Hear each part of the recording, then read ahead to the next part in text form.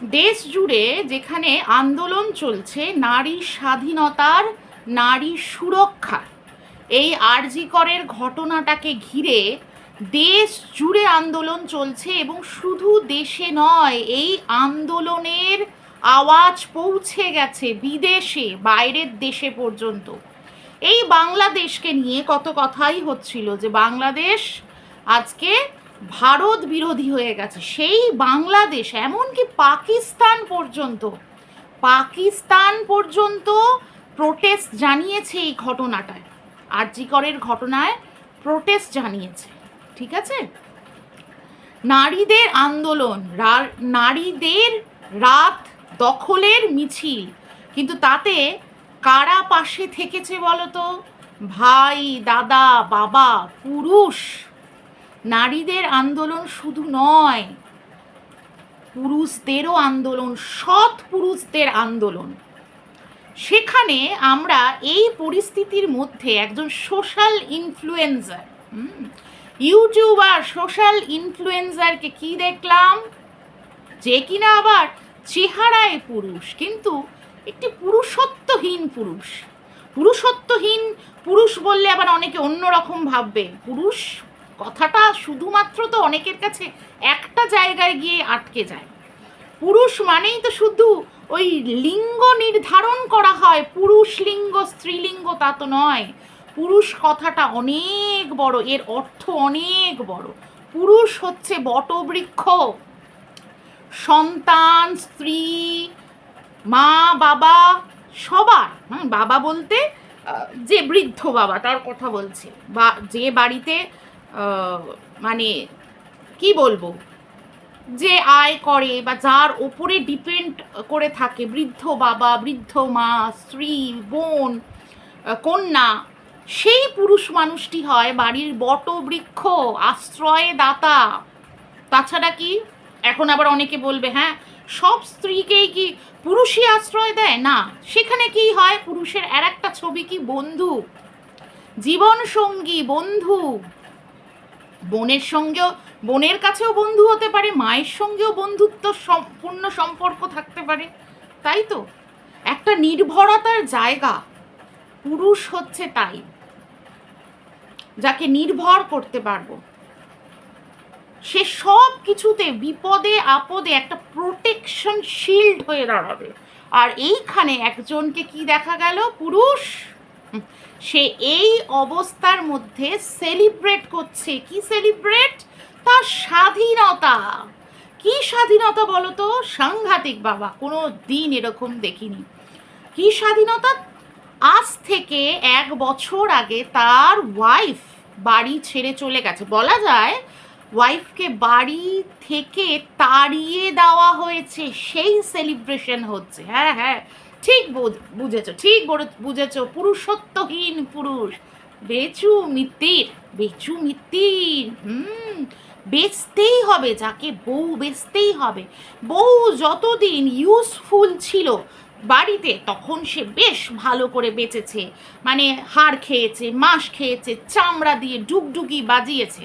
তারপরে বউকে বাধ্য করেছে বাড়ি থেকে, তাড়িয়ে দিয়েছে, বের করে দিয়েছে, ফোর্স করেছে বেরিয়ে যাওয়ার জন্য, বাধ্য করেছে। তারপরে সেই যখন চলে গেছে, তখন সেটা তারপরে কি হয়েছে সেটা তোমাদের কাছে স্পষ্ট, আজও চলছে, তখন থেকে চলছে। 1 বছর ধরে সে শুধু বেঁচেই যাচ্ছে। খাসা নাম হয়েছে বেচু মিত্তি। যাই হোক, ইন্ট্রোটা দিয়ে নিই। Hello everyone, welcome back to my channel life of কেকে, আমি কোয়েল। ভাবা যায় একজন বাবা, বাবা, এই যে বলছিলাম না, পুরুষের তো ভূমিকা অনেক কিছু। পুরুষ কখনো ভাই, কখনো বাবা, কারুর সন্তান, হ্যাঁ, কখন হচ্ছে হাজব্যান্ড। তো সেই পুরুষ কি করছে? বউকে বেচছে, নিজের সন্তানকে, বাবা তো পথপ্রদর্শক হয়, বাবাকে দেখে তো সন্তান শিখবে। সেই বাবা বাচ্চাকে শেখাচ্ছে, একদিন কি বলল, জুতোর বাড়ি মারবে মাকে, মুখে জুতোর বাড়ি মেরে চলে আসবে যদি নিয়ে যায়। আবার শেখাচ্ছে যে মা চলে গেছে, একটা ছোট্ট বাচ্চার মাথার ওপর থেকে মায়ের হাতটা সরে গেছে, সেই দিনটাকে সে সেলিব্রেট করছে। এমনই শিক্ষায় তো বড় হয়েছে না, অ্যাকচুয়ালি ও কি করবে, ও তো শিক্ষাটাই এমন পেয়েছে। ঠিক যেভাবে এই যে ওয়াইফ চলে গেছে বলে স্বাধীন হয়ে গেছে, ঠিক ওর মা আর বাবা ঠিক তার দিদিকে নিজের বাপের বাড়িতে ছোট্টবেলায় দিয়ে যেরকম স্বাধীন হয়ে গেছিলো, অ্যাকচুয়ালি এদের বাড়িটাই এরকম। এই রকম বাড়ি থেকেই এক একটা ক্রিমিনাল তৈরি হয়, এই রকম বাড়ির শিক্ষা। মেয়ে মানেই হচ্ছে, আমি একদিন একটা ভিডিওতে বললাম না, লক্ষ্মী ছাড়া বাড়ি। আর এই বাড়িতে কোনো দিনই কোনো মেয়ে টিকতে পারবে না। নিজের বাড়ির মেয়েকে যারা সম্মান করে না, তারা অন্য বাড়ির মেয়েকে সম্মান করবে? শুধু মেয়ে মানেই হচ্ছে এদের কাছে পণ্য, কি দেবে কি দেবে কি দেবে। একদিন একটা ভিডিওতে বলছিল না, যেখানে বাচ্চাটাকে নিয়ে বলল যে নিয়ে গেলেও জুতোর বাড়ি মারবে, সেখানেও কিন্তু ওই কথাটা বলেছে যে কিছু দেয়ও নি পর্যন্ত, কোনো কন্ট্রিবিউশন নেই, শুধু খায় দায় ঘুমায়, কিছু দেয়ও নি পর্যন্ত, এইরকম কথাও বলেছে। দেওয়া মানে ওই যে এখানে একটি মেয়ের ভূমিকা হচ্ছে পণ্য, যেমন দিদির কাছ থেকে এক্সপেক্ট করে গেছিল দিদি সমানে দিয়েই যাবে দিয়েই যাবে দিয়েই যাবে। দিদি শুধু দিয়ে যাবে, সার্ভিস দিয়ে যাবে, টাকা দিয়ে যাবে, দিদির টাকা আছে দিদি দেবে, এই রকম হচ্ছে এদের বাড়ির কালচার। ঠিক টিনার ক্ষেত্রেও কিন্তু তাই। টিনা হচ্ছে শুধু দিয়ে যাবে, টিনা হচ্ছে মানি মেকিং মেশিন, বুঝেছো? বলে কি করে নির্লজ্জ বেহায়া তথাকথিত পুরুষ বলে কি করে, হ্যাঁ, এই মেয়েটা নাকি খেয়েছে দিয়েছে ঘুমিয়েছে। আমরা কত সময় কত ছবি যে দেখেছি, সেই উঠোন ঝাড় দেওয়ার গল্প তো সব ভিউয়ার্সরা বলে, আমিও জানি। বাপের বাড়ি ঘুরতে গেছিল, উঠোন ঝাঁটই পড়েনি, যখন এসেছে সেই উঠোন ঝাঁট দিয়েছে, নিজের জন্মদিনে রান্না করে খেয়েছে পর্যন্ত, নিজের জন্মদিনে নিজেকে করে খেতে হয়েছে, ঠিক আছে? তো সে কিনা বলে যে, প্লাস যেগুলো করতো ভিডিওতে স্ক্রিন প্রেজেন্স ছিল শুধু টিনার, খুব পরে ওই শর্টস করতো, কথাই তো বলতে পারতো না এই মিত্তির তো কথাই বলতে পারতো না। সে কিনা বলছে যে টিনা খেয়েছে দিয়েছে ঘুমিয়েছে, আর তার কোনো ফাংশন ছিল না, এবং এখন সে যে নেই, মানে তার মায়ের কথাতে পর্যন্ত আপদ। ভাবতে পারছো? বাড়ির বউ বাড়ি ছেড়ে চলে গেছে, চলে যেতে বাধ্য করেছে, একটা ভুল করেছিল, আমি আবারও বলছি ভুল তো অবশ্যই করেছিল, কিন্তু এই পুরুষ মানুষটা একটা বন্ধুর মতো করে একটু বড় বয়সে তো অনেকটা বড়, টিনা তো অনেকটা ছোট, একটা ইম্যাচুয়ার মেয়ে, ভুল হয়ে গেছে। বয়সে বড় একটা মানুষ যেভাবে ম্যাচুয়ারলি হ্যান্ডেল করে, সেইভাবে ইচ্ছা করলে ব্যাপারটাকে সলভ করতে পারতো না, কিন্তু করবে না তো। ওই যে বললাম, এর কাছে মেয়ে মানেই হচ্ছে মানে মানি মেকিং একটা মেশিন। সেই মেশিন যত দিন ধরে পয়সা দেবে ততদিন ঠিক আছে। আর এই যখন বুঝতে পেরে গেল যে ওই রকম একটা ভিডিও করে ভাইরাল হয়ে যাওয়ার পরে, আরে কত টাকা, তাহলে তো বুঝলো যে বউ থাকতে এত তো কামাতে পারিনি বউকে দেখিয়ে, তাহলে বউ চলে যাওয়ার পরে আমি তো মালামাল হয়ে যাবো, কারোর প্রতি। আর সাথ দিল এই যে বলে না, মেয়েরাই মেয়েদের শত্রু, চলে এলো পাতানো দিদি একদম পেজ 3 রিপোর্টার হয়ে। কি শিখছে ছেলেটা না? অনেকে যারা বলে যে বাচ্চাটা মায়ের কাছে গেলে খারাপ হয়ে যাবে, চোখের সামনে নাকি মাকে দেখবে, কত নোংরামো করতে।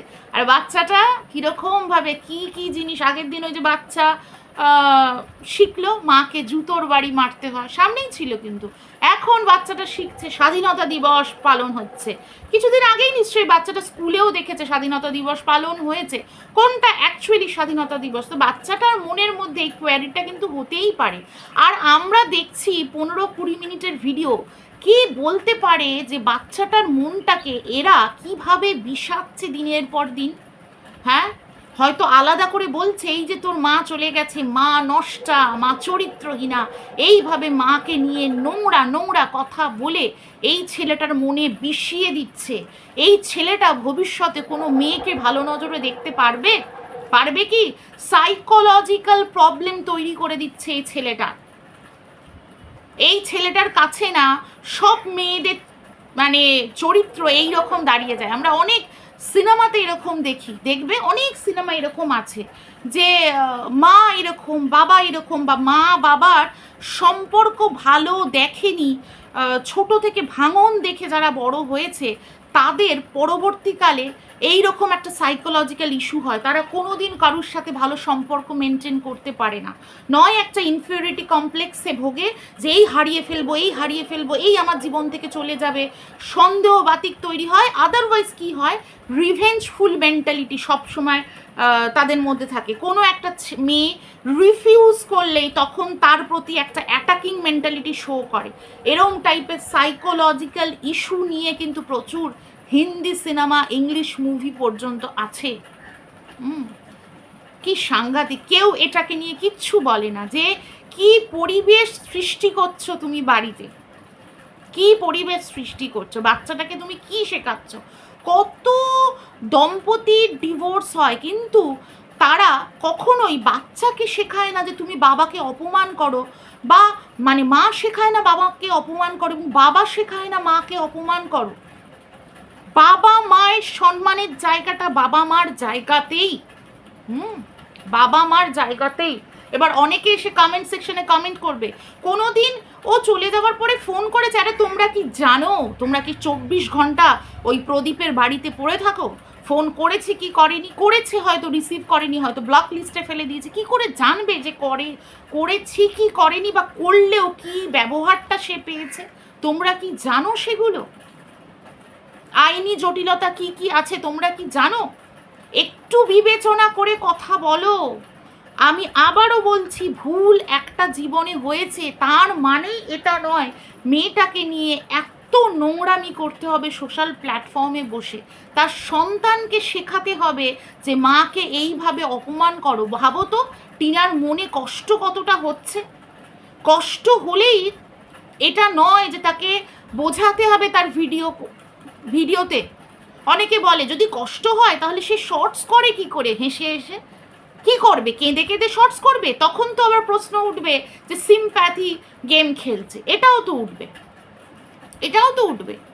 একটা 10-15 মিনিটের ভিডিওতে তোমরা বুঝে যাও একটা মায়ের কষ্ট হয় কি হয় না। এত সোজা, সারা দিনটা সে পড়ে আছে। ভাবো তো মা চলে গেছে, সেটা সেলিব্রেট করছে, বাচ্চাটা বুঝছে না, হাসছে এবং সেখানে কেকটা খাচ্ছে।